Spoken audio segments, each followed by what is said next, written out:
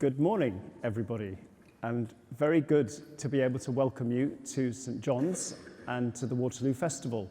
My name is Giles Goddard. I'm the Vicar of St. John's and the chair of the festival. The festival's been running for 9 years, and each year it becomes slightly more itself. And we're really thrilled this year to be sponsored for the second time by Revis. And we're really thrilled to be having this event, which kind of brings together so many different things. I'm sure that Michal is going to talk about it more than I will, but it brings together so many different strands, both of our work and of Revis's work. So for everyone in the room who doesn't know Revis, just wanted to say a few quick words. So we're an international workspace provider, and we acquired the site Elizabeth House, which is just across the road. Biophilia and putting people at the heart of what we do is really important to us, and I think the connection between this festival and what we do is really important. So for those that don't know, we've just put planning in for Elizabeth House, and we're going to be transforming the Elizabeth House building into a workspace with people at the heart of it. We're intending to create an ecosystem of businesses in one building, and we're delivering promenade and terraces and lots of features for the community. So I'm going to hand over to my colleague, Michael, from our user experience team. He's going to tell you a little bit more about biophilia in the workplace and how it's important in design. So hello and welcome. My name is Michal Matlon. I'm from the user experience team at Revis, and I work with psychology of architecture. So I help create buildings and offices which are simplified good for people. What it means is creating spaces and places where people feel good, where they are healthy, satisfied, where they can feel relaxed and be productive. Now, before we start, I want to make a little exercise with you. So close your eyes and imagine a specific place where you can feel relaxed, where you can feel good, where you can organize your thoughts, refresh, gain energy, have some good ideas. And once you have imagined this place, remember how it looks like. And then you can open your eyes. And now raise your hand if you imagined a place which was in nature, or if it was a place that had a lot of nature in it. So it's quite a lot of people. And this little exercise nicely illustrates how important nature is for us, how good we feel in it, and how we can use it to really improve our thinking, feeling, and much more. And this is why I wanted to talk today about biophilia. And what is biophilia? Biophilia is a scientific theory that was created in the 1970s. And it says that people have an innate need for contact with nature. And if this need is not fulfilled, we are starting to suffer in different ways. And from the 70s, there has been already a lot of research about that in many areas, confirming what these people in the 70s imagined, the idea they created. And so since we only have around 13 minutes, I can just generally speak about all the research, but there's really quite a lot of it. And it can fall into 3 main categories. So these are the main benefits that contact with nature can bring us. The first one is feeling better. For example, what it can mean is that we can feel more relaxed, experience less stress. In many studies, this is measured by taking our heartbeat, pulse, or even measuring the stress hormones in our sweat or blood.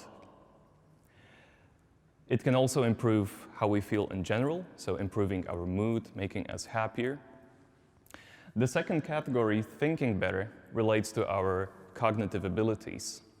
So contact with nature, according to these studies, can make us more alert, replenish our attention, improve our memory, or problem-solving ability.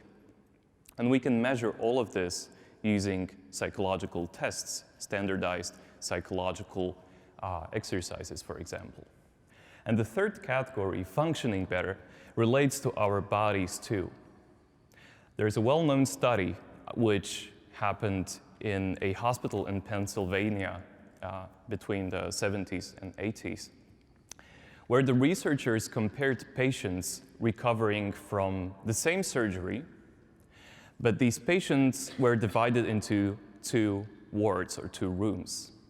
The first one had a view of a brick wall from the window, and the second one had a view of a nearby park.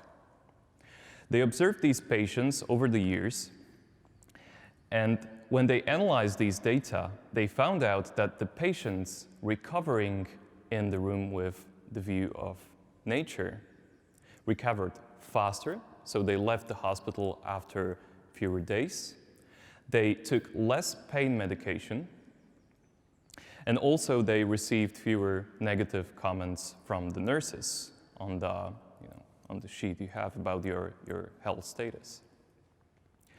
There's also another example of kind of an overview of the research. And it doesn't matter that you can't see the details, that's not important right now, but this is from a wonderful report that really summarizes all the research and its practical application concerning biophilia. And if you leave me your business card or some contact, I can send you this report. It's a really nice thing to read if you want to improve your environment, whether at home or at work. And what is important, though, is that, again, the authors of the report have found a lot of research and put it into 3 columns. So the rows are different ways of bringing nature to spaces in architecture, and we'll talk about them. It doesn't really matter that it's not readable. And then these 3 columns are the 3 categories of how nature can help us. And the first category is called stress reduction. The second one is cognitive performance, and the third one is emotion, mood, and preference. And the preference means that even when we use these scientific methods, we can see that regularly people prefer natural spaces to non-natural spaces. And as you can see, in each of these cells, there's not just one study, but many different studies that talk about these benefits. Okay, so we know what is biophilia. We know that it has positive effects on people in many different areas. But now the question is, why does it work this way?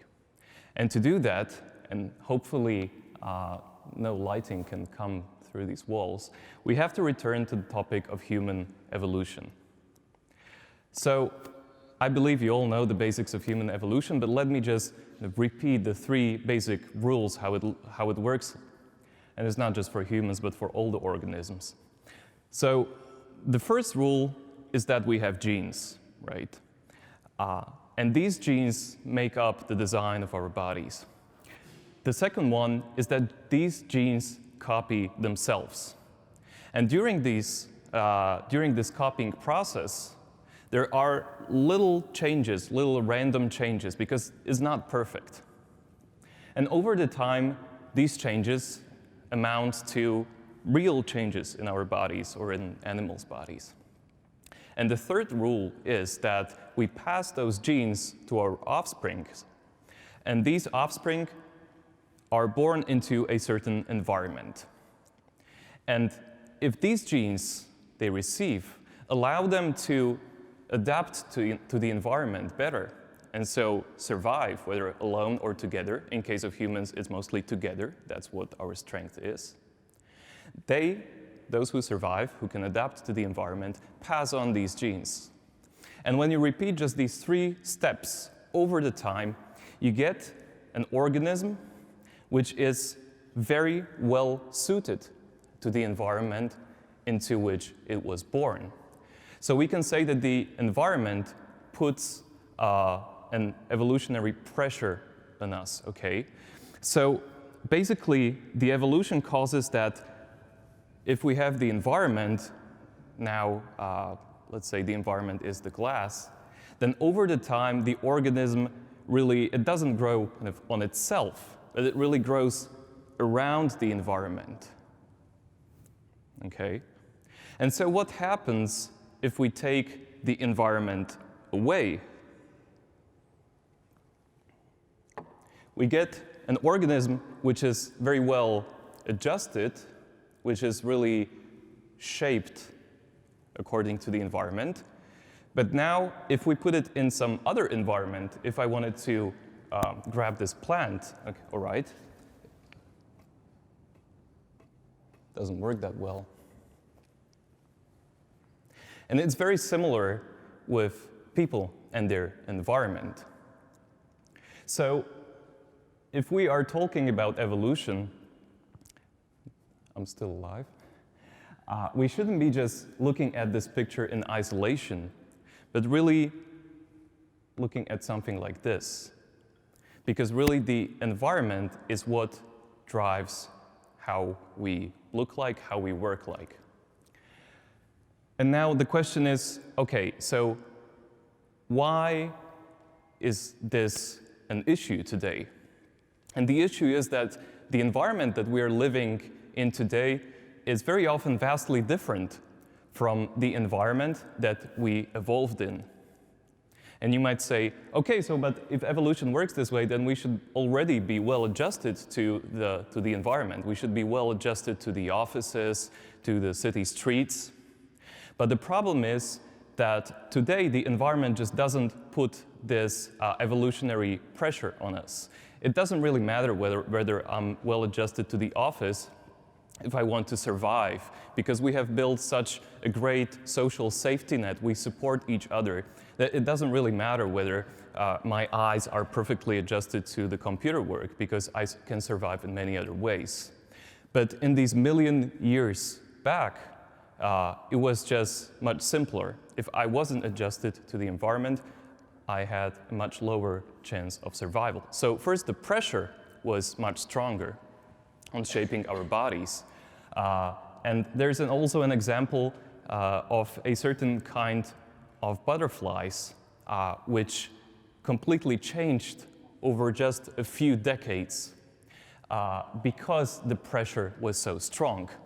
So it was actually in Britain, and it was just before the Industrial Revolution. And these butterflies, before, they were mostly like white. But after the Industrial Revolution started, and the trees that they used to sit on became dirty with ashes, with smoke and so on, it became very important for these butterflies, basically, to also kind of adapt to the color of the trees, because then they were much less probable to be seen by the predators.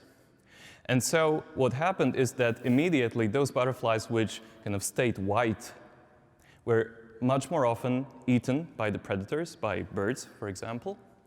But these who just had a slightly darker color survived, and then they passed these darker genes onto their offsprings, and then they became darker again, and so on and so on. And just over a few decades, they changed their color from white to black. So this is what happens when you have this strong enough pressure, which just doesn't happen today with humans. And it shouldn't really. And the second one is just that the time span which we spend in our natural environment, or what evolutionary scientists call the environment of natural adaptation, was just so much longer than the time that we spend in our modern times. So we can say that the modern times last for maybe 12,000 years until we created agriculture, and even the very modern times since the Industrial Revolution were much shorter. But these are just millions of years shaping our bodies and our brains. And now, so you probably want to know what was the environment that shaped us the most. And so what is the environment? Thank you for the beautiful plants in here. It's a great setup for the topic. So what was the environment that shaped us? And what are the characteristics and elements of an environment that now we want to get into our architecture and design? And so for humans, there are two main environments that we could talk about when it comes to shaping our bodies and brains. The first one is an African jungle, the other one is an African savanna. So let's take a look together at these environments and let's create together a list of these elements which are characteristic about these environments. So I selected a nice picture of an African jungle, which coincidentally has a lot of these elements in one place. So you can just shout out anything you can see on this picture, whether it's a physical thing that you can touch, or whether it's something that you could, feel or experience in this environment with your bodies. So, okay, there's water. Light. Sand. Mm-hmm. Sorry? Greenery, yes. Mm-hmm. Okay. Mm-hmm. Anything else? Mm-hmm. Yes. So there are, as you just noticed, a lot of elements about this environment that our brain would be used to experience, something that it would expect to happen in its natural environment, whether it's natural materials, so we have wood, greenery, rocks, sand, water, whether it's natural elements, like water, whether it's sounds, as you said, hearing the water, maybe hearing the birds singing. It would be also more subtle things like, someone said, light. And what is characteristic about light here is that there is not a unified monotonic light everywhere, but you can experience different levels and different types of light in this space. So if you stand it here, there will be probably sun shining right at you. But if you were standing here in the shade, there's no sun, it's darker. But if you were standing here, there would be some light, but it would be scattered through the leaves of a tree. The same goes for temperature, okay? If you were standing here, it will probably be much warmer, but then you can go near the water or in the shade and you experience a cooler air. You can also feel the wind. So if you are in an open space, you can feel a stronger flow of wind, but if you're hidden behind a rock, suddenly the wind is not there. So these are all the changes in the environment that you can experience. And it gives you these subtle environmental clues that something is happening, something is not happening, or that the environment is now kind of good for me and safe, or maybe that it's unsafe or there is no food. So if you experience an environment where it's just gray, it probably means that it's just rocks around and you have nothing to eat, so you need to go and find some other environment which is much more greener, for example. And the other one is the African savanna. So is there something that you have not seen in the previous picture that you can see here? The sky. Space, yes. You've got a horizon. Yes. Sorry? Clouds, yes. There's also a lot of grass, right? There's still water. But what you can see here is also the hills, right? The small bushes. And this is interesting because biophilia, or the biophilic theory, doesn't only talk about, as I said, the physical elements.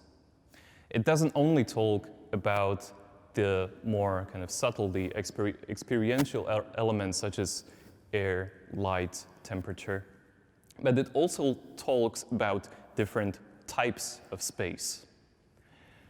And these types are something that we have a very intuitive relationship with, because in the past it could tremendously help us survive. And I can illustrate two types on this picture. The first one would be, for example, here. And this type is called a refuge. So refuge is a type of space where you can hide, basically, where you can get some privacy, be alone, not be seen, but still where you can see what's happening around you. And you can see also with children that they like to find these refuge spaces. They like to build bunkers. They like to hide under the stairs. And then another space type that you can see here is called a prospect. And a prospect would be a hill like this, or this picture was probably taken from some higher area. And it's a place where you can get above everything else and observe.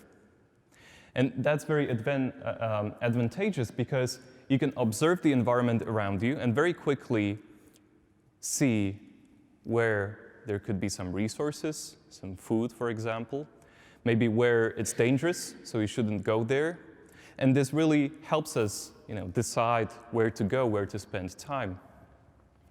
And maybe you also can, imagine or remember a moment where you just came to a certain place and you immediately saw a possibility to go kind of higher, to climb. We built observation decks and towers because, well, if you're not really scared of heights, people like to use these spaces. People like to go there and observe. And so, to summarize that, what is Biophilia about today is about creating an environment for people where our brains will not feel like here, and I'm not criticizing this picture or this tree in particular, but where our brain will feel like being here.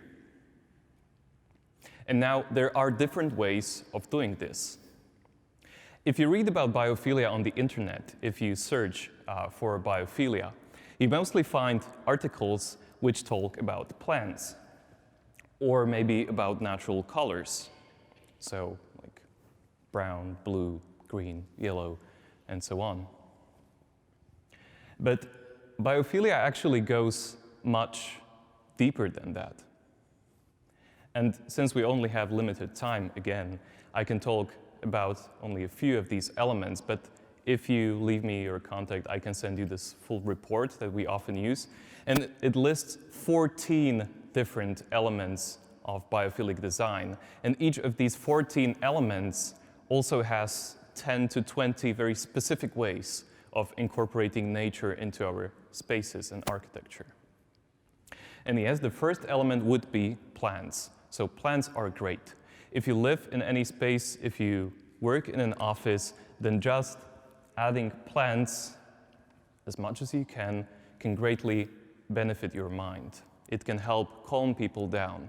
They will like it, even just such a simple thing.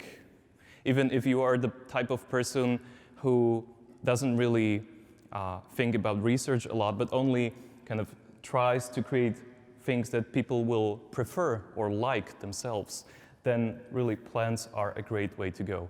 And the plants are not only good for our brains, but they are also good for our bodies, since they can clean the air.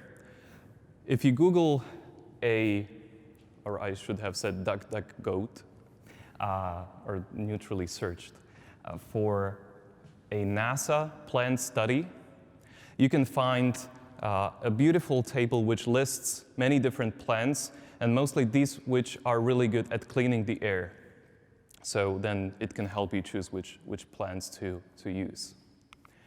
A second element is natural materials. So using wood, using rocks, but not only rocks, because then it's very barren environment. Using things like straw, dirt, many others that you can find in nature, this can also have beneficial effects. And not only on the level of seeing it. So yes, seeing wood can have beneficial effects, ideally if it's in a natural form, so when you can see the structure of the wood, not when it's just painted black, then you don't even recognize it's wood. But even touching wood can have beneficial effects. I just recently read an interesting study in a journal of wood science where they gave people different tables to work on or do some task. And they could just for a while kind of touch these tables. And they differentiated between wood and a non-wooden desk. I think it was plastic. And then they, again, measured a response of the body to these materials. And they found out that people who could touch the wood, they actually got calmer during the process. And when it comes to these plants and materials, again, even if you think that it has to be expensive because you have to have the real thing, the real wood, then even if you don't have the possibility, sometimes even fake ones work. Even if you work in a room where there's no window, which happens in Britain, then putting even fake plants there can be beneficial for people. Or even hanging pictures of nature was found to have beneficial effects. So really bringing nature in any way to the people can help them. The third one is using natural patterns and shapes. I'm sorry. I'm drying out.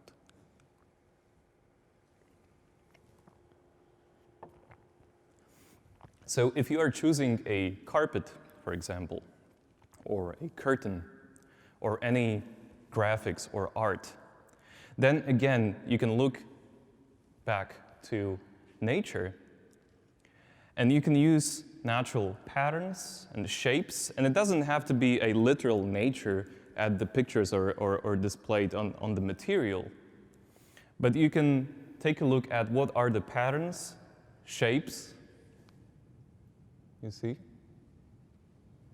that you can find in nature, and then search for these elements in the design of things you buy.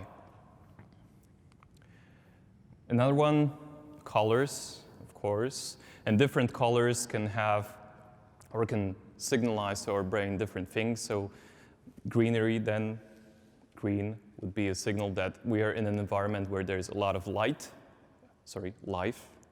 And rocks, on the other hand, if there is too many of them, too much gray, which would happen in a raw concrete building, for example, would tell our brains that it's a hostile environment, probably.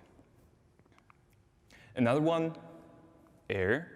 So people in the offices, they can have the ideal air temperature. They can just set it according to their own preferences, often, not always. But still they like to open the windows. And office buildings with openable windows are considered as, it's like a premium feature, because people just love to feel this natural flow of air. They are not satisfied with the air just staying in place with ideal temperature. They want to feel these changes, the flow of the air. Another one would be water. Water elements, again, can be highly beneficial and calming. So having a pond or a stream of water, a fountain, a waterfall, anything. And this is why, for example, if you go to the Barbican estate, yes, it's a brutalist building, there's a lot of concrete, but they were able to balance it so well with nature, with these large pools of water, with the waterfall, greenery, that people really like to go there and they like to spend their time there, take pictures, and so on. Light, again. When it comes bringing this natural type of light into the environment, then it would be mostly about creating different light atmospheres. So it means, for example, inside of an office, a place where you can experience a nice, bright, ambient light, like during a cloudy day, where you can experience a more direct light pointed at you, where you can experience shade, where you can hide a bit, be less visible, or where you can experience a light coming through something that has a certain pattern to it, like now light coming through these windows, because it also can simulate how light is shining through the trees. And the second thing about light is that it's really good to have light that also mimics the natural cycle of light colors. So it's called these circadian lighting. Because normally in the morning, you get an orange light, warm light. During the day, the light gets colder temperature, so it gets more bluer. And then in the evening again, you experience this warmer, more orange light. And this interacts strongly with your internal body clock.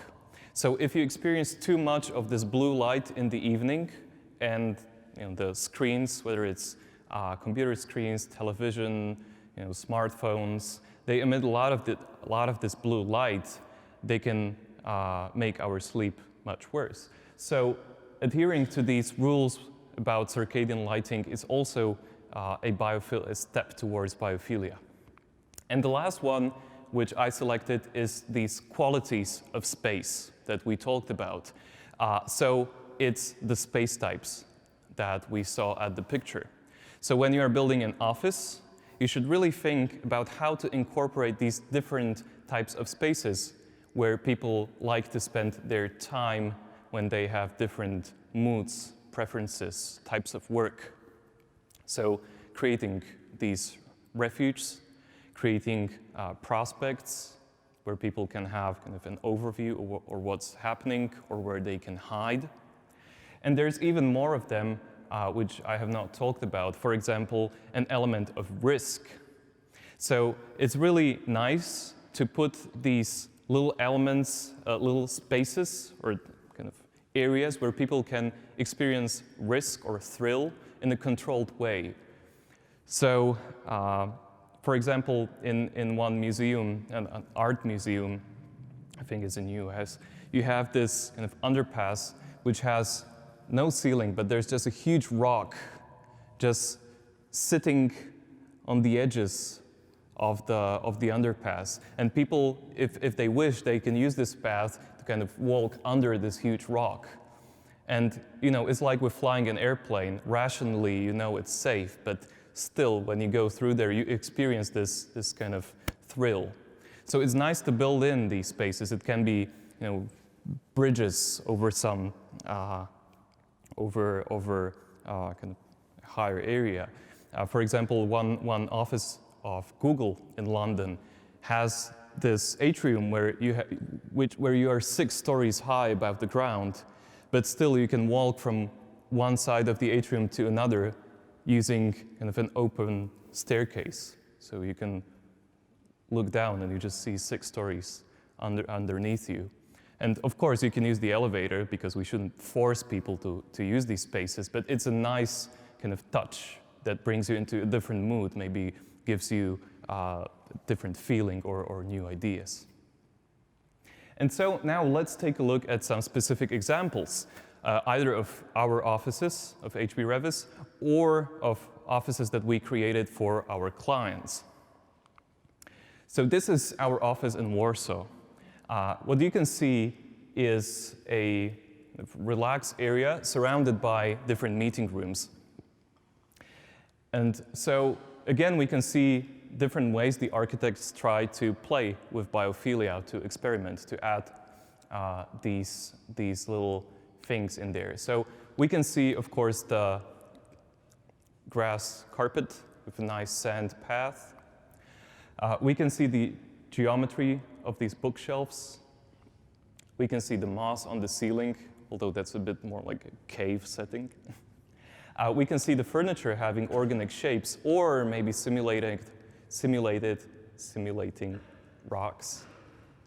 And here in the background, you can see a meeting room where, again, there's the carpet, but there's also a lot of natural materials, like the natural wood used for the table. And even the wall is covered by a very nice kind of cut trees. And also the clouds are hanging from the ceilings, which gives it a nice touch. Another one is an office we created for BASF, the chemical company, again in Warsaw.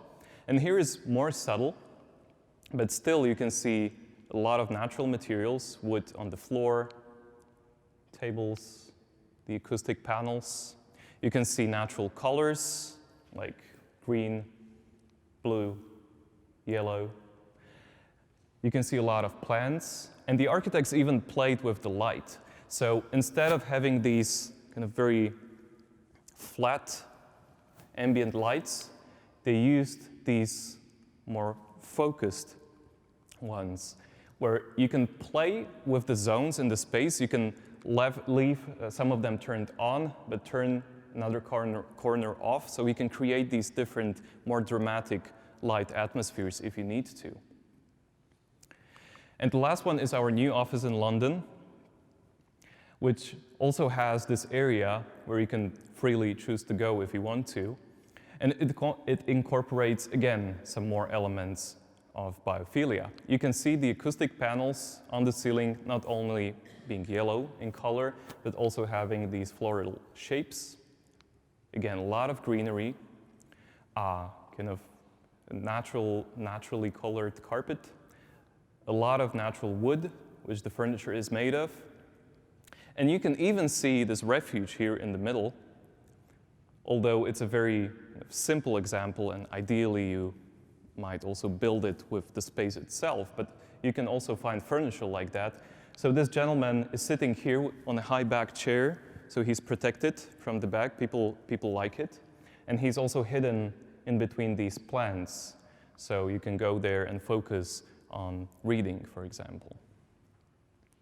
And so before we finish, many of you have probably already started thinking about the spaces you live in or work in. But before we finish, I would like to give you a little homework or a challenge, if you wish.